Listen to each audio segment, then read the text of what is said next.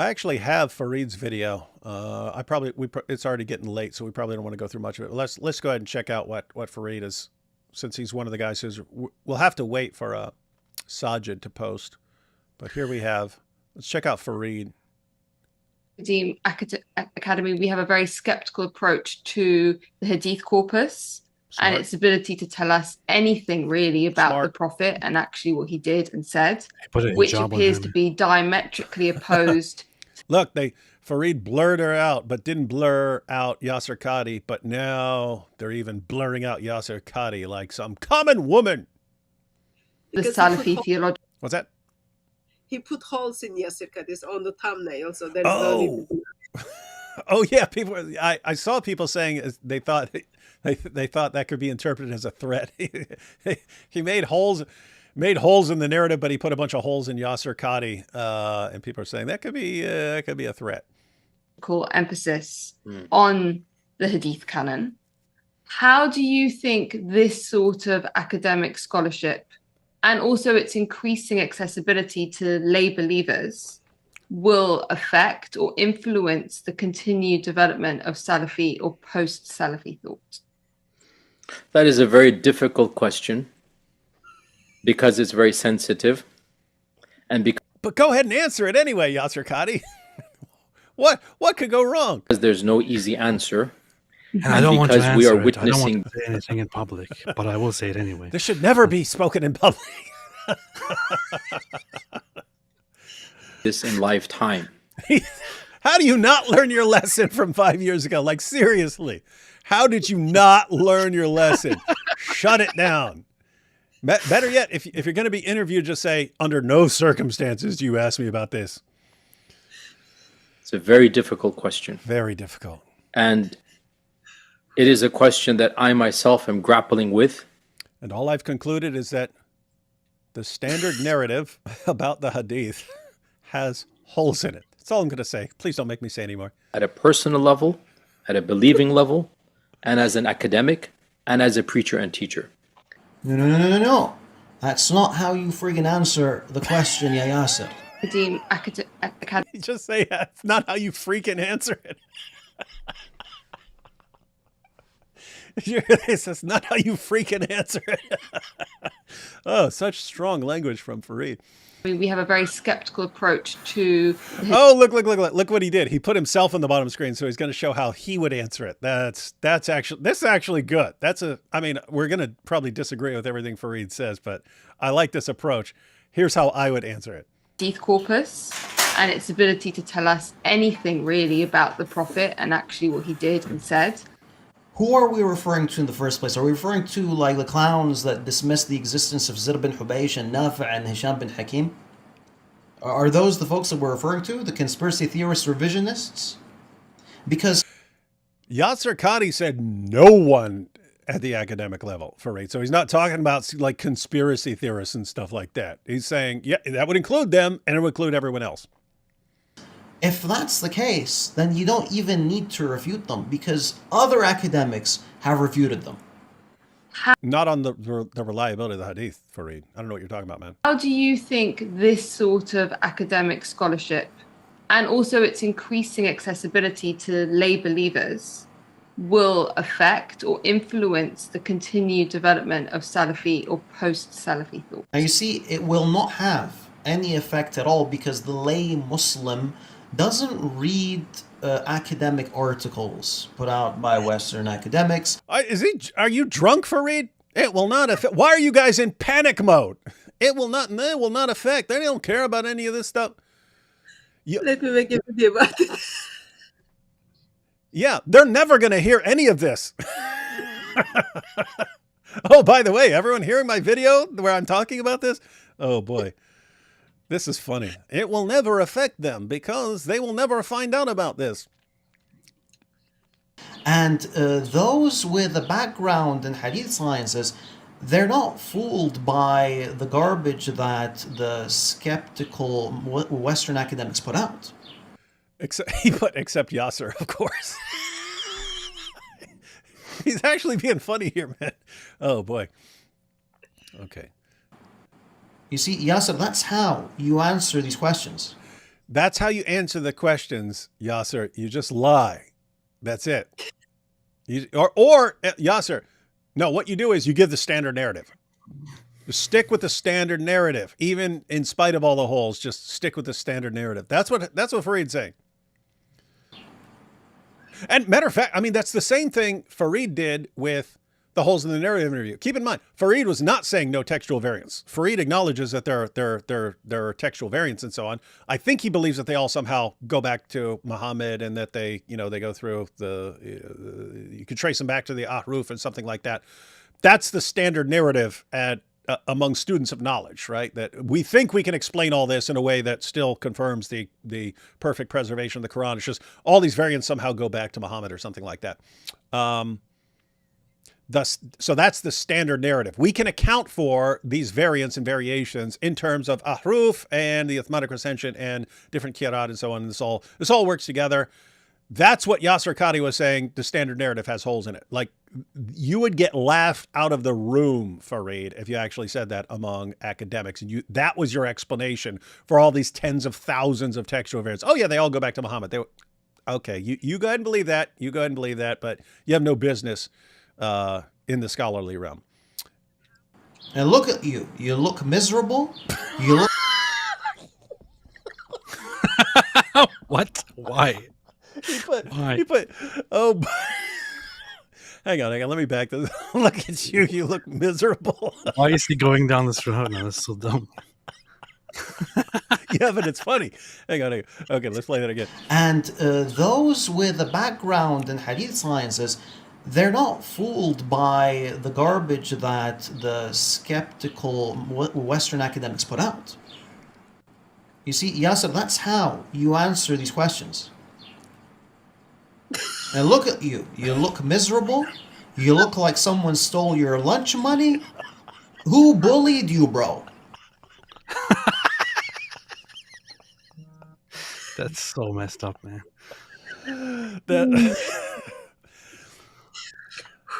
Farid's actually funny. I've seen him be funny a couple times, but I thought he was high. There's one where he's talking to me and he starts like giggling and stuff, but he sounded like he was high. So I thought he was just like he smoked a bunch of weed and that's why he was funny.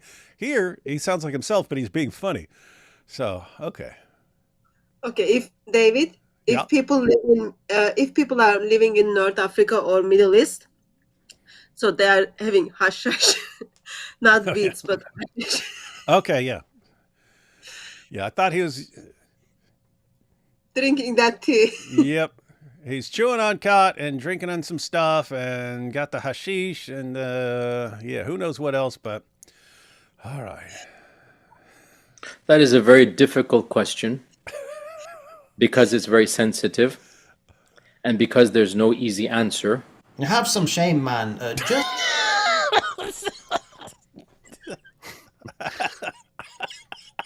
have some shame. Oh gosh, I might want to watch this. What? Farid is actually the one who answers such questions properly. Yeah, we know that Yasir Qadhi could have just simply given a very, very short answer to this question. He could have said it is a metaphysical matter. That's what he could have said. This is the closest I've come to.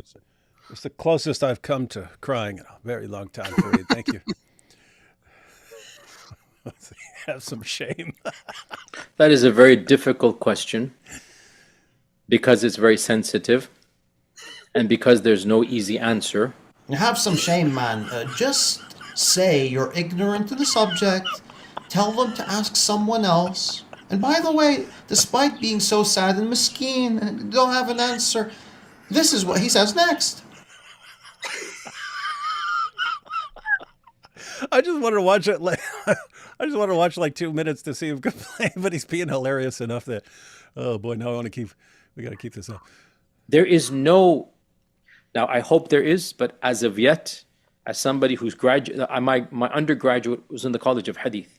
So I specialized, and it is said, and I'm not just saying because I'm a graduate, this was the well-known reality, that the College of Hadith in the University of Medina in the 90s and the 70s, 80s, and 90s, they've changed it now. It was considered to be the most advanced study of Hadith at the undergraduate level in the entire world. And as somebody who went through that and has talked to other people from other institutes, I would very much agree with that, the amount of studying that we did. So what I'm trying to say is I've studied hadith inside. Oh, this is good. Hey, he's pulling rank. Hey, I know my stuff. I've got all the credentials. I'm an expert. Out. I have ijazat more than I do. I forgot how many I have. After all this, after this film that you made, you're gonna boast your credentials. Yeah, boast your credentials when you're doing something good. Not when you're miskeen and the ummah is in danger and we have no answers to the questions. Oh my goodness, man! Look at him though. He looks genuinely funny and amused. Oh boy! Even though we know he's in full panic mode. Oh gosh, this is funny, Farid. You're doing a bang up job, Farid. All your videos should be like this, man. And there's something I personally struggle with. By the way, I'm the best scholar ever. I got the highest grades, and everyone was jelly of me. That's good. That's not the time to boast. He said everyone was jelly on me. Oh gosh, man, Farid, you're crushing it, man. I forgot how many I have. After all this, after this film that you made, you're gonna boast your credentials. Yeah, boast your credentials when you're doing something good. Not when you're miskeen and the ummah is in danger and we have no answers to the questions. And there's something I personally struggle with. By the way, I'm the best scholar ever. I got the highest grades, and everyone was jelly of me. That's not the time to boast. Oh gosh, man, Farid, dude. I'm gonna start watching your video. If you make all your videos, I don't know. I only watch it when it's something like relevant to us and you respond to something. But anyway, if all your videos are like this, man, I'll watch your videos. Credentials. Shuf, I'll tell you something, Yasser. When you mention I'm from Medina University, you're bringing down the whole establishment because they weren't able to prepare you for the masakin there in Western academia. If you believe in the, that the Sunnah has been preserved by the Hadith, you're going to have to follow a certain epistemology, a certain paradigm. And if you are, like, as you're aware, and you're an academic channel, right? You're well aware. Nobody in the academy affirms the Muslim Sunni science of Hadith. You get that? Nobody. Yeah. How are you going to respond to that, Farid? I'm guessing by misunderstanding or misrepresenting something, huh? Nobody. If this was like completely accurate, then this would be highlighted as proof against Western academia. They discredited that. I'm just... Whoa, he said... Did you catch that? If Western academia actually said the Hadith methodology is totally screwed up and can't be trusted, this would be a condemnation of Western academia because they don't accept our great Hadith methodology that a bunch of idiots invented. He said this would be proof against Western academia. So what he's doing here is he's actually he treats the so-called ignorance of that is called Hadith science. So the so-called Hadith science, which is complete ignorance, he treats that as total proof. He presumes that it is absolutely true, and that you shouldn't doubt it, that you shouldn't consider it, not entirely reliable. If you do consider it not entirely reliable, then this is proof that you are not a reliable scholar from his Islamic perspective. That is basically what he's doing here.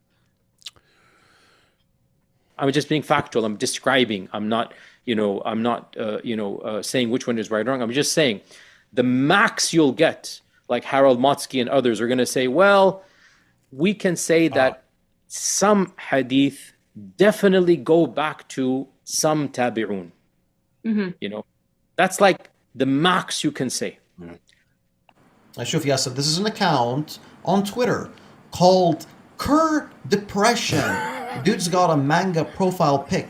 Now he's gonna give you a quick little lesson here. Wait, I thought he was doing that as a joke. But he's actually quoting. I thought he was saying, because he just said, oh man, he was just saying how he looked miserable and depressed. And so I thought he was just sending him to this manga depression site, but he's actually quoting it. Hang on. By the way, for those not familiar, the tabi'un would be the second generation. That's the second generation. Yeah. You have the Sahaba. You got the companions. And then you got the people who followed the next generation after the companions.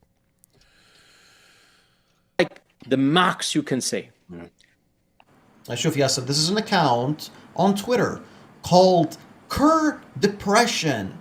Dude's got a manga profile pic. Hey, look, and follows you. So the Cur Depression follows Farid. Now he's gonna So you know Cur Depression is has really high standards. give you a quick little lesson here. Qadhi says the max you will get is someone like Motzki saying some hadith definitely go back to some tabi'un, seemingly unaware that Motzki has argued that there is material historical to the time of the Prophet, peace be upon him, as well as Ibn Abbas. Hang on. First of all, that would not contradict even what Yasir Qadhi said, right? You have people, again, we've been through this already. You have people who reject hadith methodology, but who will still take that methodology and apply historical principles to it. They apply historical principles to the sources and then think that they can conclude various things and so on. So this is not Motzki accepting your historical methodology. It's Motzki taking your like ridiculous sources with your stupid methodology and saying, you know what? We still have ways of taking so guys, just keep in mind, you could be talking to a complete liar, right? You could be talking to a complete liar and still learn true things from the complete liar. And you have principles for that, something like the principle of embarrassment. If a guy's a liar, but he admits something that would actually hurt his case, chances are he admitted something that's true. Why would he make that up? And so there are historical principles even for sifting through unreliable information and getting to reliable material. So this is not refuting There is material historical to the time of the Prophet, peace be upon him, as well as Ibn Abbas. Motzki says it is possible to defend the thesis that until the opposite is proved, the traditions transmitted by Ibn Jurayj from Ata from Ibn Abbas may be regarded as reliable transmissions of the latter. Guys, this is just one isnad. This is just one strand. Yasir Motzki was definitely one of the better academics. He was sanguine towards hadith. He wasn't one of those from the skeptical camp. And he utilized methodologies like that you find among classical proper hadith scholars like Ali ibn Madini.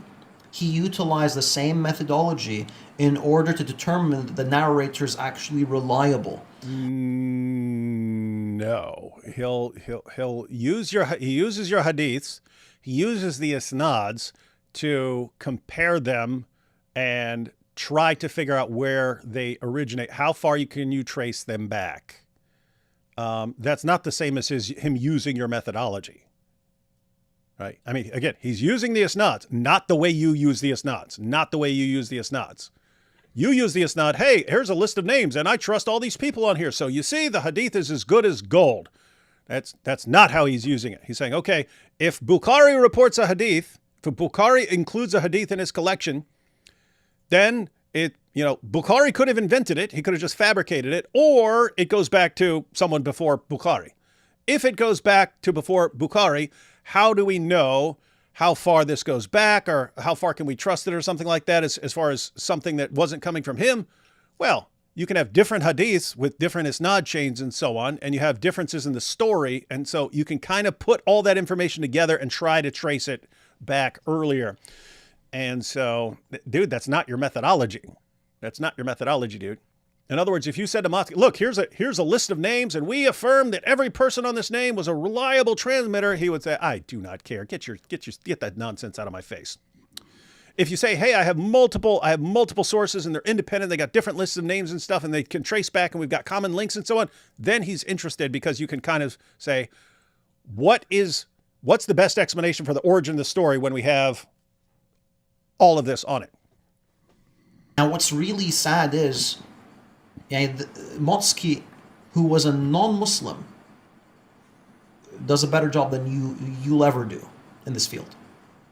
By the way, Yasir, not really giving me too much to work with here, but when we're talking about a few academics who have attributed some reports to the Tabi'een, this is the extreme, the extreme skeptical Extremely academics like Schacht and Jonbol. That's what they did, like, يعني even Shacht and Yombol would attribute reports to folks like Az-Zuhri, who was a tabi'i. So this is not something that like the sanguine pro-hadith scholars in academia would do. This is the skeptics would do this.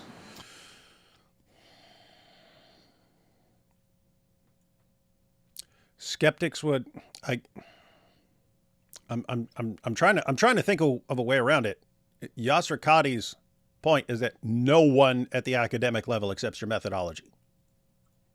Guess what? He's right. So what do you do with that? What do you do with that?